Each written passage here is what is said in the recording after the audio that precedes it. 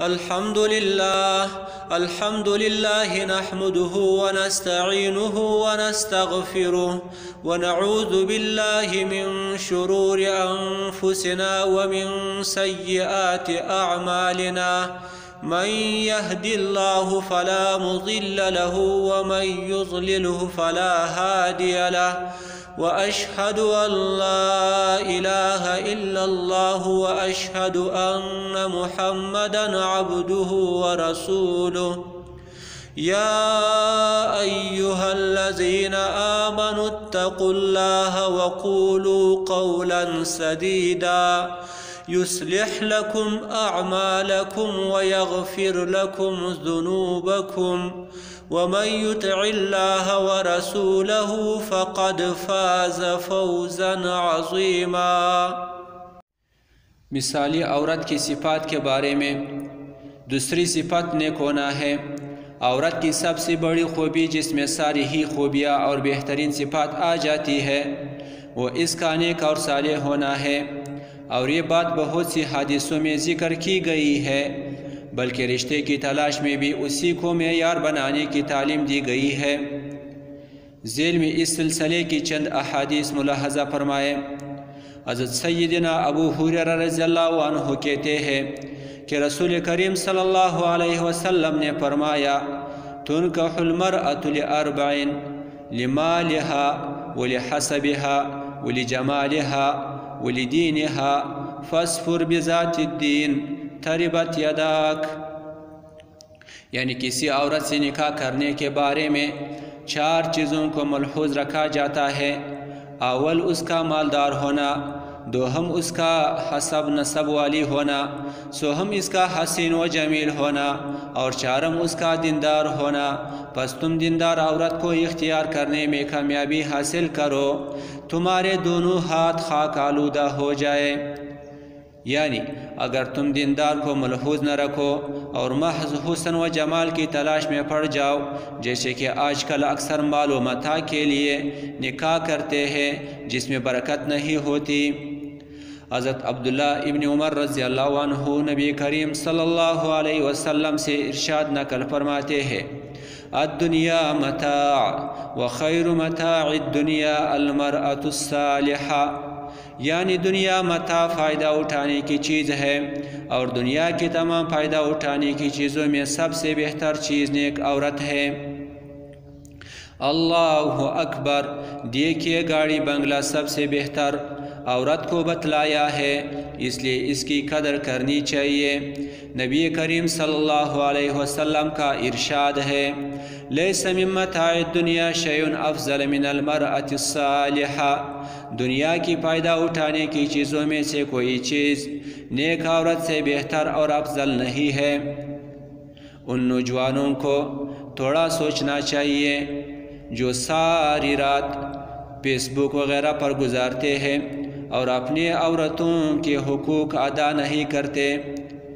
اللہ اکبر! ایک اور روایت میں ہے کہ حضور کریم صلی اللہ علیہ وسلم نے حضرت عمر رضی اللہ عنہ سے دریافت کیا، اللہ اخبرک بخیر ما یکنز المرء، کیا میں تمہیں وہ بہترین چیز نہ بتاؤں جو انسان جمع کرتا ہے؟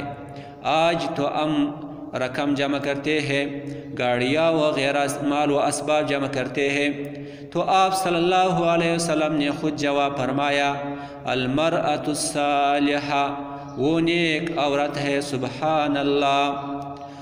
حضرت عبداللہ بن حسن رحم اللہ فرماتے ہیں، اربع من سعادت المرء ان تکون زوجته صالحہ وان یکون ولده ابرارا وان تکون معیشته فی بلده واخوانه الصالحین۔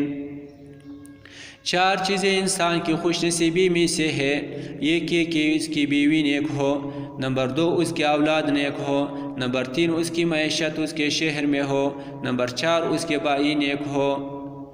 حضرت علی کرم اللہ وجہہ نے آیات ربنا آتنا فی الدنیا حسنہ وفی الآخرۃ حسنہ وقنا عذاب النار میں فی الدنیا حسنہ کی تفسیر نیک عورت سے کی ہے، جبکہ فی الآخرہ حسنہ سے مراد حور عین مراد لی ہے، اور عذاب النار وہ عورت ہے جو مرد پر مسلط ہو جاتی ہے۔ حضرت عبد الرحمن رحمہ اللہ فرماتے ہیں مثل المرأة الصالحہ عند الرجل كمثل التاج المتخوص بالذهب على راس الملك ومثل المرأة السوء عند الرجل الصالح مثل الحمل الثقيل على الشيخ الكبير، یعنی انسان کے پاس نیک عورت کی مثال اس سونے جڑے ہوئے تاج کی طرح ہے جو بادشاہ کے سر پر ہو، اور نیک آدمی کے پاس بری عورت اس بوجھ کی طرح ہے جو کسی بڑی عمر کے بوڑھے شخص پر لدا ہوا ہو۔ تو بیویوں کو چاہیے کہ اپنے شوہر کو بادشاہ کی طرح مزین بنائے۔ آج کل عورتوں کے حقوق کے بارے میں ہر طرف سے آوازیں آتی ہیں، لیکن ان کو کیا معلوم کہ جب عورت نیک بن جاتی ہے تو ان کے لیے دین اسلام نے کتنی نرمی اپنائی ہے۔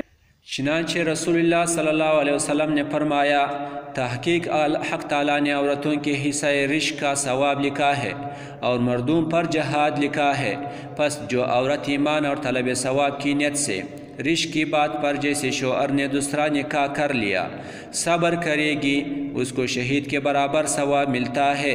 اللہ اکبر! دیکھیے ایک ذرا سے صبر پر کتنا بڑا ثواب ملتا ہے جو مردوں کو کس دشواری سے ملتا ہے۔ رسول اللہ صلی اللہ علیہ وسلم نے فرمایا عورت کی بدکاری 1000 بدکار مردوں کی برابر اور نیک کار عورت کی ایک نیک کاری 70 اولیاء اللہ کی عادت کی برابر ہے۔ دیکھیے کتنے تھوڑے عمل پر کتنا بڑا ثواب ملا۔ یہ عورتوں کی رعایت نہیں ہے تو کیا ہے؟ رسول اللہ صلی اللہ علیہ وسلم نے فرمایا تمہاری بیویوں میں سب سے اچھی وہ عورت ہے جو اپنی ابرو کے بارے میں پارسا ہو، اپنے خاوند پر عاشق ہو۔ شوہر سے محبت کرنا نفس کی خوشی ہے، مگر اس میں فضیلت اور ثواب ہے۔ ایک شخص نے عرض کیا یا رسول اللہ میری ایک بیوی ہے، جب اس کے پاس جاتا ہوں تو وہ کہتی ہے مرحبا ہو میرے سردار کو اور میرے گھر والوں کے سردار کو، اور جب وہ مجھ کو رنجیدہ دیکھتی ہے تو کہتی ہے کہ دنیا کا کیا غم کرتے ہو، تمہاری آخرت کا کام تو بن رہا ہے۔ آپ صلی اللہ علیہ وسلم نے یہ سن کر فرمایا کہ اس عورت کو بتلاؤ کہ وہ اللہ تعالیٰ کے کام کرنے والوں میں سے ایک کام کرنے والی ہے اور اس کو جہاد کرنے والے کا نصف ثواب ملتا ہے۔ بس اللہ تعالیٰ سے دعا ہے کہ اللہ تعالیٰ امت مسلمہ کی مائیں بہنیں اس جیسی بنائے تو ہماری گھریں جنت نما بنیں گے۔ وآخر دعوانا ان الحمد للہ رب العالمین۔